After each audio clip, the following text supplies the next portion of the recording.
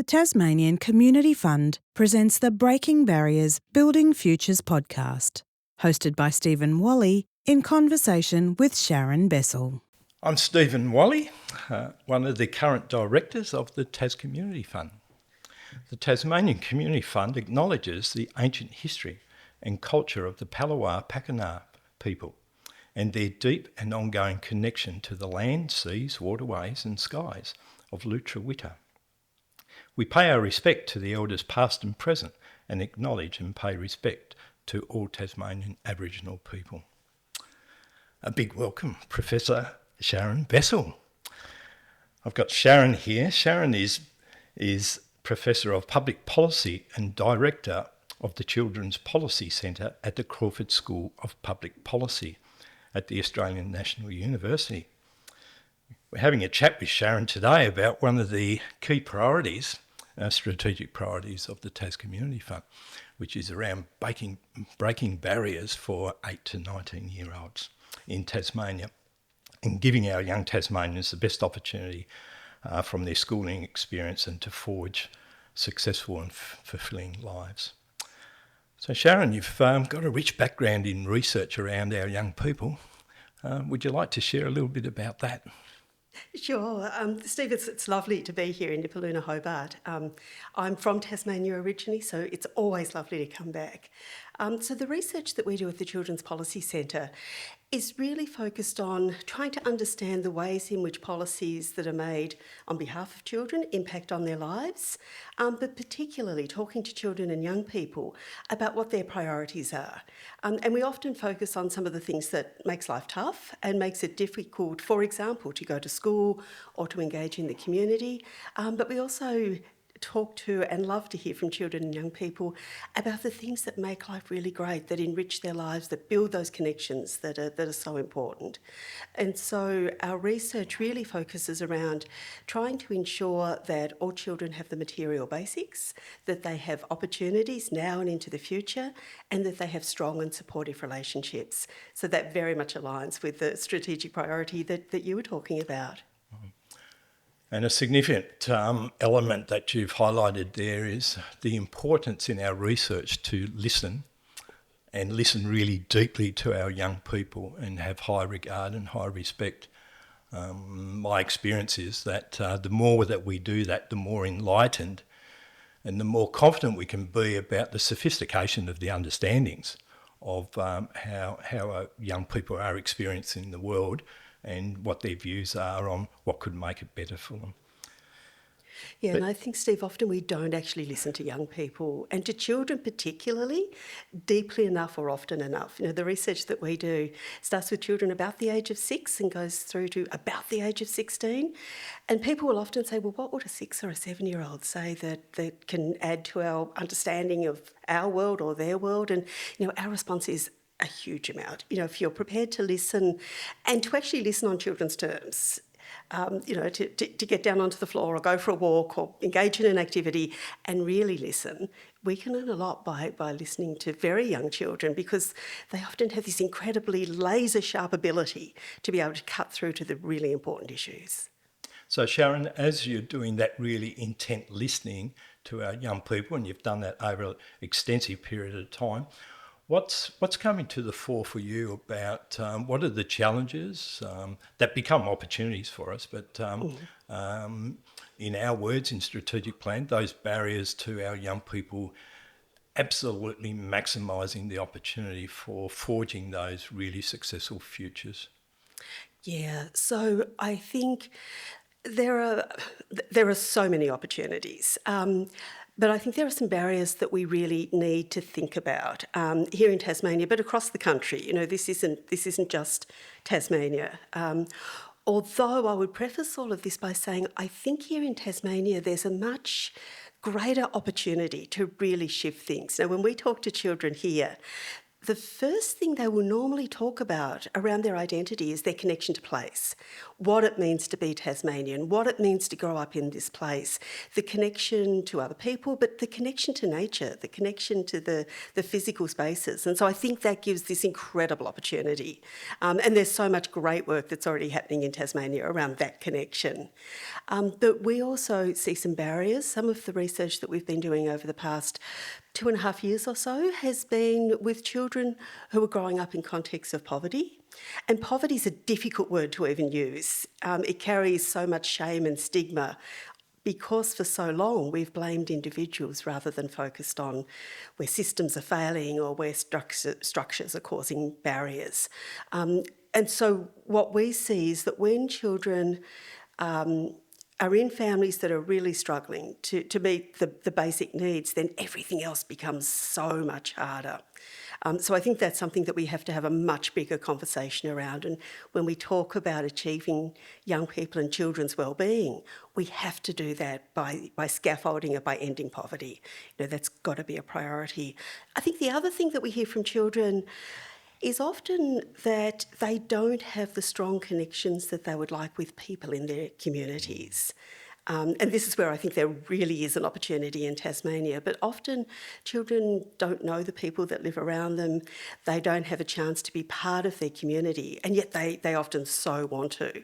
So I think how do we build those opportunities for children to genuinely be part of their communities is something that's really critical.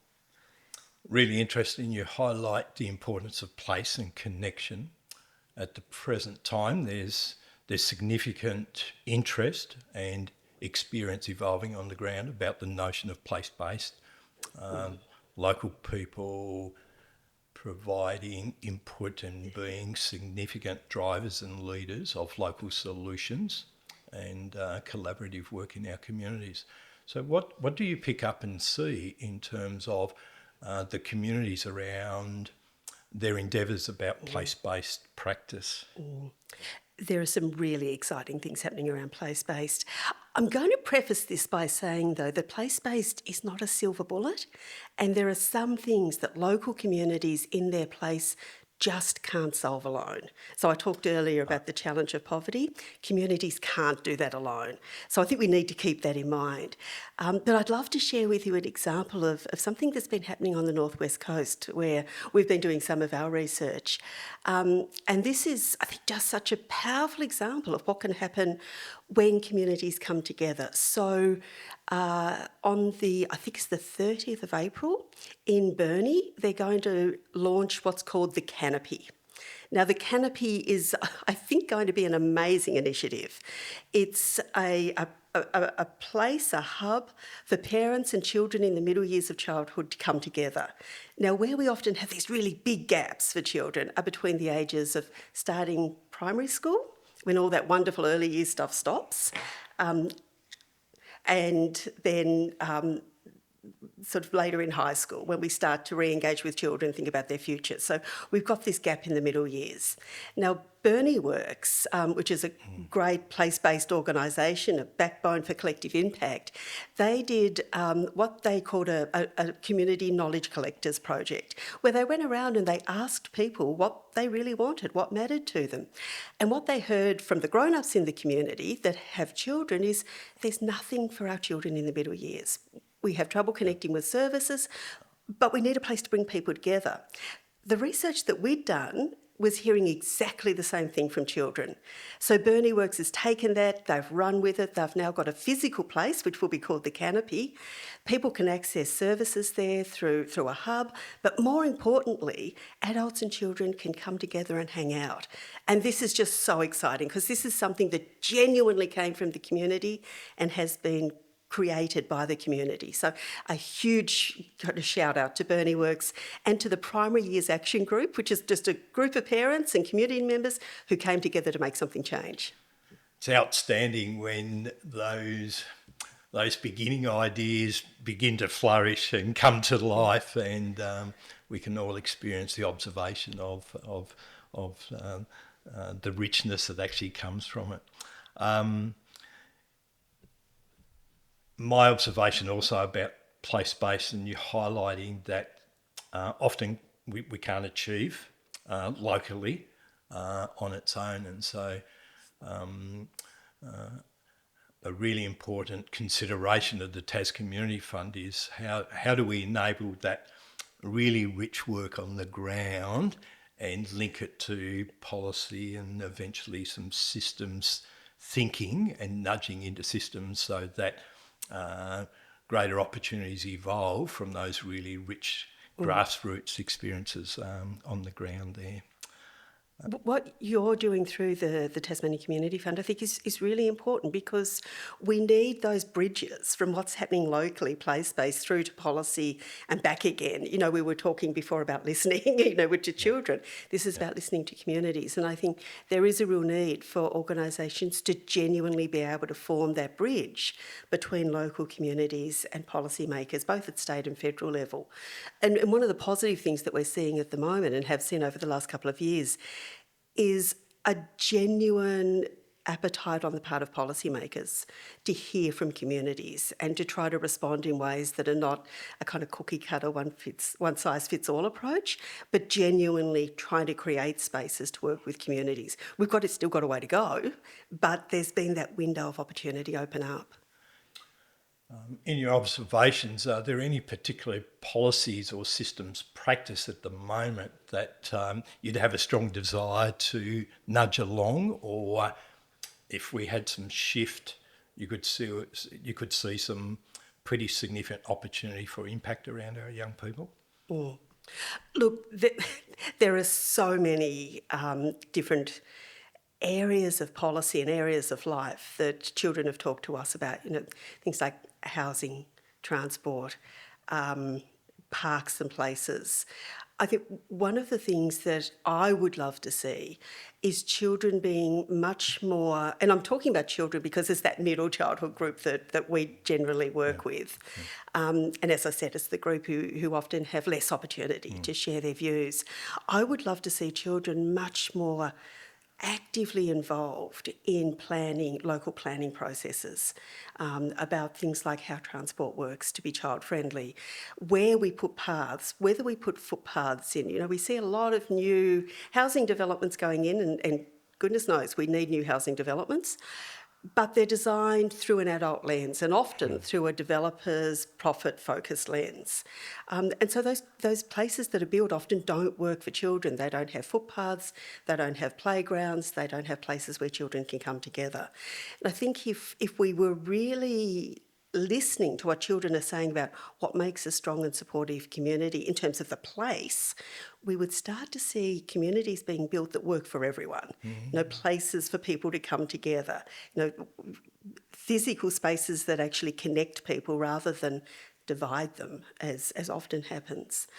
But I think, and Steve, your background is as a teacher and a principal. I'd love to hear your thoughts on this, because I think the area where we really need urgent reform is around education.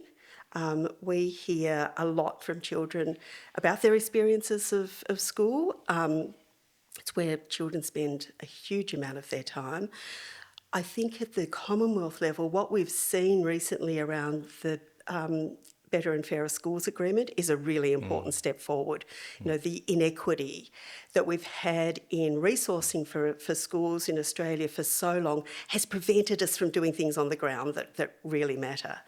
But I think we also need to listen more to children about how they learn. You know, this is something an 11-year-old boy recently said to me, you know, school's great, but it could be better because everyone learns differently. So we need to understand from kids how they learn so that we can make sure they learn.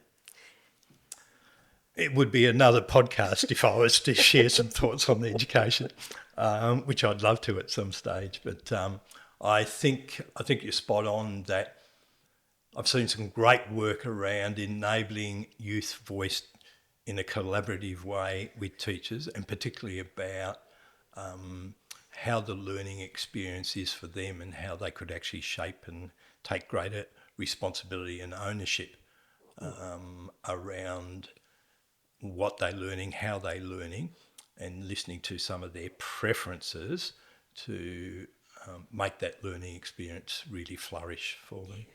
And I think that works for teachers too, Absolutely. because then everyone's engaged in the learning process rather than there kind of being a tension between children who don't really want to learn in this way or are struggling and teachers. You know, one of the things that we hear from children again and again is what they want out of school is to learn the things that they're interested in, but really to have strong relationships, to have a relationship with their teacher, with their principal, with the other students around them. And when we can get those relationships right, then lots of good stuff flows from that. But that's often not a focus, and some of the indicators that we use to measure achievement get in the way of building relationships and letting children learn in the ways that they want to learn. Another focus area of the Tas Community Fund is about building capacity, leadership and capacity within our communities that then can engage with our young people and lead the work. Thoughts and experience about evidence of good capacity building in our local communities? I mean, I think often it's opportunity as much as capacity that's important. You know, we often see in our research people who really want to engage with and support their communities, but don't always know how to do that and don't have the opportunity to do it. And I think a lot of the building of capacity is really about building connection and building the ability to listen to other people and to have conversations. But I think when we're talking about building capacity, starting young is also really important. You know, we often hear from 6, 7, 8, 9-year-olds about the ways in which they want to contribute to their communities. You know, one little girl said, you know, I would really love to be able to spend more time looking after older people because I just love it when they smile. It makes me feel happy, which is wonderful because that's what we often hear older people saying about children. But children often there are lots of barriers, particularly in middle childhood, to children being able to get involved in volunteering, to children being able to be really active in their communities. And so I think part of building capacity is how do we work with children to enable them to engage in their communities early, and how do we build adults' capacity to make sure that those children are safe and supported, to do that without falling into a kind of a child protection mindset that often puts a barrier between adults and children, but ensures that those children are genuinely safe in every way when they're engaging in community. Yeah. We could talk for ages about creating those real and authentic opportunities. And I think you're absolutely spot on that that's a huge to local capacity building. Last big question. If you had $1 million, what would you do with it in Tasmania? Or Well, in a certain patch of Tasmania? In a certain patch, I think $1 million feels like or sounds like a huge amount of money, but in some ways it's not very much. So when I think about what would I do with it, you know, we can patch things that are broken, we can kind of bring about minor reforms, we can bring about big transformations. Bringing about a big transformation with $1 million is hard, but what I would do with it that might put us on that pathway is we've been, over the last couple of years, from the research that we've done with children, building what we call the community jigsaw. So based on what children have told us, we've developed this jigsaw and we're now in the process of testing it with children. And on that jigsaw it has all the pieces that need to be in place to make a community strong and supportive for children. And so what we do with the jigsaw is here are all the pieces, which pieces are in place in this community, so that gives us the strengths and the assets of a community, and which pieces are missing. So this helps us to see what we need to fix. And from those pieces that are missing, we can say these are the things that we can do something about in the community, these are beyond our control. Then we prioritise the pieces that we can fix. And this is done in a way that's led by children. They decide what's missing and they decide what it is that needs to happen to be able to put those pieces in place. And they then work with the adults to put those pieces in place. And we get a commitment from the adult decision makers in a community that they will act, that they will let the children lead this process. So I would take the $1 million And I would ask children to lead a process of identifying what urgently needs to happen in the community. And that's what I'd put the $1 million to. Maybe you could do that across 2 or 3 communities. And I think we'd actually start to see some transformative thinking if we did that.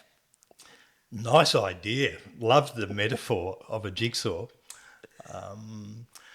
Well, delightful, Sharon. Absolutely fantastic. Thank you for your time. My pleasure. Really appreciate those insights.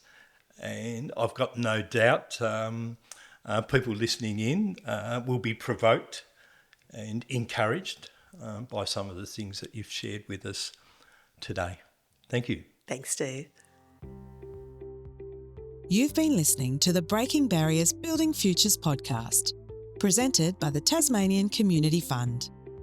The fund seeks to increase community well-being by removing barriers to learning and help Tasmanians to develop, deliver and lead responses to their needs.